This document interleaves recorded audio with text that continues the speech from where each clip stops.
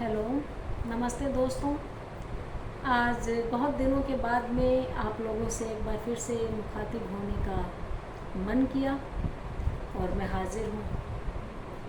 बहुत दिनों से किसी न किसी वजह से बीमारियों से संबंधित वीडियोस मैंने खूब देखे, डाइट प्लान से संबंधित,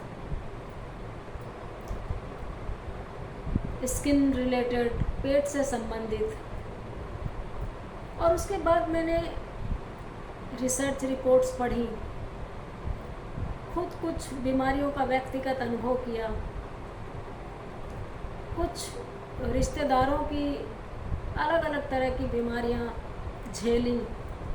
तो मैंने एक चीज़ महसूस की कि हम लोग ढेर सारे यूट्यूबर्स के बनाए हुए ढेर सारी बीमारियों के वीडियोस को न सिर्फ देखते हैं बल्कि लाखों की संख्या में देखते हैं और उतनी ही संख्या में उस पर कमेंट करते हैं और उसमें दी गई एहतियात का पालन करते हैं। उस तरह के खान पान को हम अपने जीवन में अपनाते हैं। लेकिन सबसे चिंताजनक और ख़तरनाक बात यह है कि इन यूट्यूबर्स में 99% ऐसे होते हैं जिनका चिकित्सकीय ज्ञान या तो ज़ीरो होता है या दादी नानी के नुस्खों पर आधारित। यानी सुन सुनकर जितना कुछ हम मेडिकल की जानकारी रखते हैं उसको जांचा परखा रिसर्च किया नुस्खा बताकर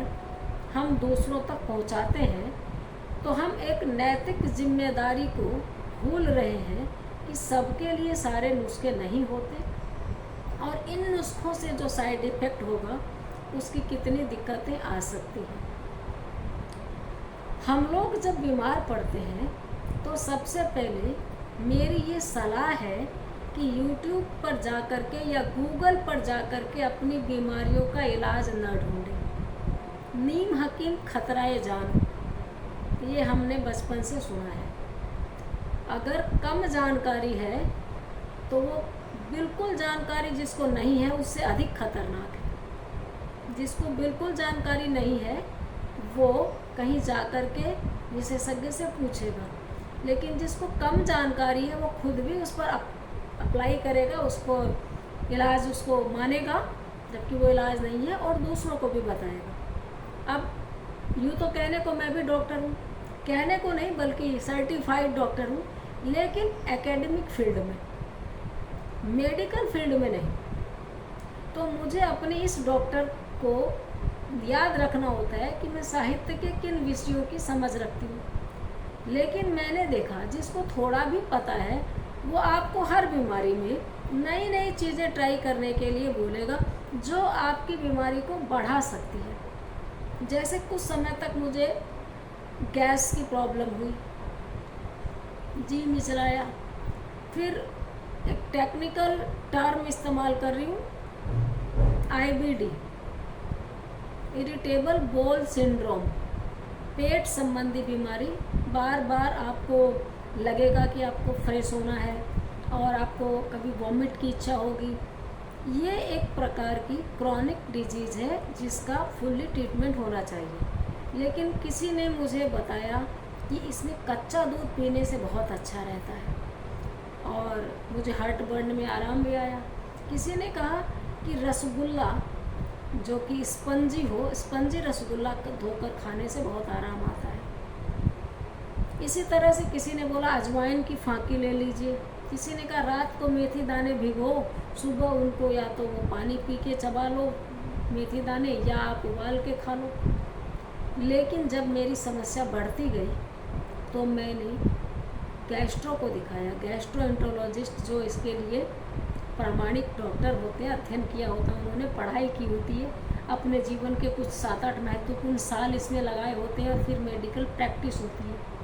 उन्होंने कुछ जांचें की, बायोप्सी की, उसमें पता चला कि मुझे ना तो दूध पीना चाहिए, ना पनीर खाना चाहिए यानी रसगुल्ला, ना दूध से बनी हुई मिठाइयाँ खानी चाहिए, उससे ये प्रॉब्लम बढ़ती है। इसको आप अल्सरेटिव कोलाइटिस भी कह सकते हैं, पेट में अल्सर हो जाना। जिसके सिम्टम्स तो गैस से मिलते जुलते हैं, लेकिन ये उससे ज़्यादा घातक होते हैं। या आईबीडी कह सकते हैं, इरिटेबल बॉल सिंड्रोम। पेट में आपके ऐसा अपसेट होगा, जैसे माइंड अपसेट होता है तो पता नहीं चलता क्या करें क्या ना करें, कभी सो रहे हैं, कभी उठ के बैठ रहे हैं, कभी चाय पी लेते हैं। उसी तरह से पेट भी अपसेट हो जाता है। जा रहे हैं यूरिन पास करने के लिए और लग रहा है टॉयलेट कर रहे हैं, तो ये देखिए कुछ भी बातें हिचकिचाहट की नहीं होती है। कोई भी चीज़ शर्माने की, सकुचाने की, खासकर बीमारियां तो नहीं ही होती हैं, उन पर डिस्कस करनी चाहिए, उनके बारे में दूसरों को भी अवेयर करना चाहिए। तो मेरा ये निजी अनुभव है कि इधर उधर की सलाहें लेने से, गूगल पर पढ़कर के अपनी बीमारियों के लक्षण और इलाज ढूंढने से, सिम्टम्स, निदान, क्योर, यूट्यूब वीडियोस देखने से अच्छा है कि आप अपनी जो भी बीमारी है उससे संबंधित डॉक्टर से मिलें। अथवा अगर आपकी बॉडी में इम्यूनिटी इतनी हाई पावर की है कि कभी कभी कुछ चीज़ें अपने आप ठीक हो जाती है थोड़े टाइम बाद में। हमारे साथ ऐसा बहुत बार होता है कि जुकाम लगी है, हमने गर्म पानी पी लिया, नींबू की चाय पी ली, ठीक हो गया। तो एक सर्टेन टाइम तक हमें वेट भी करना चाहिए, अच्छा खान पान करना चाहिए, जिससे हमें पता चले कि हम कैसे इस रूटीन लाइफ को फॉलो अप करें, हमें ठीक हुआ कि नहीं, हमें आराम आया कि नहीं। जब कभी कभी पूरी तरह से ठीक हो जाती है, कभी कभी कम ठीक होते हैं, कभी कभी और बिगड़ जाती है स्थिति, क्योंकि हो सकता है आपको उसी तरीके की एसिडिटी हो जिस तरीके के आप खट्टे फल खा रहे हो। तो उससे अच्छा है कि एक निश्चित टाइम तक आप अपने को समय दीजिए। बाकी ज़्यादा समय के लिए हमारा पेट या हमारा जीवन ऐसी प्रयोगशाला तो है नहीं कि हम उसको और बिगाड़ लें, वर्स्ट कर लें। हमें बीमारी से संबंधित अच्छे डॉक्टर को, स्पेशलिस्ट को दिखाना चाहिए। मैं ऐसे वीडियो देखती हूँ, 7 दिन में बाल काले करें, स्थायी तौर पर बाल काले करें, जड़ से सफ़ेद बालों को काला करें, आपकी त्वचा की झुर्रियाँ मिटाएं, गालों पे ये ऐसी एक्सरसाइज, और ये एक्सरसाइज तक तो ठीक है, योगा और एक्सरसाइज नो डाउट बहुत काम करते हैं, लेकिन उसमें भी अगर आप घुटने की एक्सरसाइज देखने जाएंगी तो एक ही बीमारी, घुटने की मूवमेंट के लिए आपको 75 तरह की एक्सरसाइज बताएंगे और 200 तरीके के उसके खान पान के नुस्खे बताएंगे। और यहाँ पर एक एक्सरसाइज दूसरे से इतनी विपरीत हो सकती है कि आपका घुटना ठीक होने की बजाय ज़्यादा खराब हो जाए। तो उससे अच्छा है कि आप सर्जन से मिलें या ऑर्थो से मिलें, अपने घुटने की बीमारी को घुटने के डॉक्टर के पास ले जाएं। जैसे अगर आँख में दर्द है तो हम आँख के डॉक्टर के पास जाएंगे, न कि पेट दर्द वाले के पास।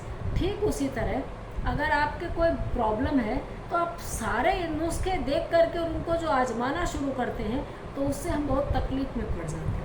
मैंने अपने निकट संबंधियों में, परिवार में, पड़ोस में, कार्यस्थल पे ऐसे सुने सुनाए नुस्खों पर चलते हुए और तबीयत बिगाड़ते हुए बहुत बार लोगों को देखा है। इसलिए मैं यही कहूँगी कि खुद डॉक्टर वहीं तक बनिए जहाँ तक आपको लगे कि खतरे के निशान से नीचे है। उससे थोड़ा सा भी आपको लगे कि दिक्कत हो रही है या समस्या बढ़ रही है या जस की तस है, तो आपको फ़ौरन से पेशतर अपने घरेलू उपायों को छोड़कर और निश्चित तौर से फिज़िकल तो जो भी एक्सरसाइज के एक्सपर्ट हैं, योगाचार्य हैं, उनसे मिलिए, जिम वाले से मिलिए, ट्रेनर से मिलिए, फिजियोथेरेपिस्ट से मिलिए। और मेडिकेशन के लिए मेडिकली जो लोग एक्सपर्ट हैं, सर्टिफाइड डॉक्टर हैं, जिन्होंने उस फील्ड में समय, श्रम, मेहनत, पैसा सब दिया है, उनसे मिलिए और प्रॉपर ट्रीटमेंट लीजिए। और नॉट बट लिस्ट, आखिर में सबसे अच्छी बात जो मुझे अपने जीवन में लगती है कि कूल और काम रहिए, सबका भला सोचिए, सर्वे भवन्तु सुखिनः, विश्व का कल्याण हो, प्राणियों में सद्भावना हो, ऐसा सोच करके अपने आप को समय दीजिए।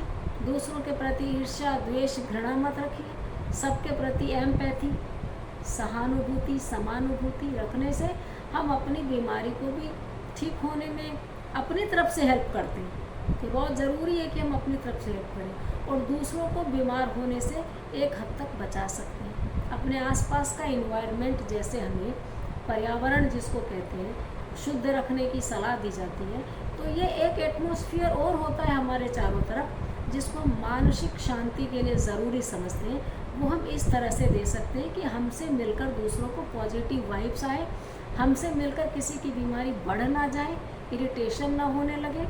बस इतना ही कहना था कि आप स्वयं डॉक्टर मत बनिए अगर आपने उसकी पढ़ाई नहीं की है तो। यूट्यूबर्स के वीडियो को अपने शरीर पर अप्लाई मत कीजिए, गूगल को देख करके वहाँ पर अपनी बीमारी का इलाज मत ढूंढिए, और किसी दोस्त को उस बीमारी में फला टेबलेट को मंगाकर खाने से आराम हुआ तो आपको भी वैसी ही बीमारी लग रही है या नहीं, नहीं पता, लग रही है, तो वही टेबलेट आपने भी ऑनलाइन मंगवा ली और खा ली। इस हरकत से बचिए, हरकत ये अच्छी बात नहीं है, इससे बचें और समय रहते डॉक्टर से इलाज कराएं, स्वस्थ वातावरण में रहें अगर पॉसिबल हो तो, और जितना संभव हो सस्ता ही सही, अफोर्डेबल अच्छा खाना खाएं। Okay, bye, see you soon. कोई नए वीडियो में मिलते हैं।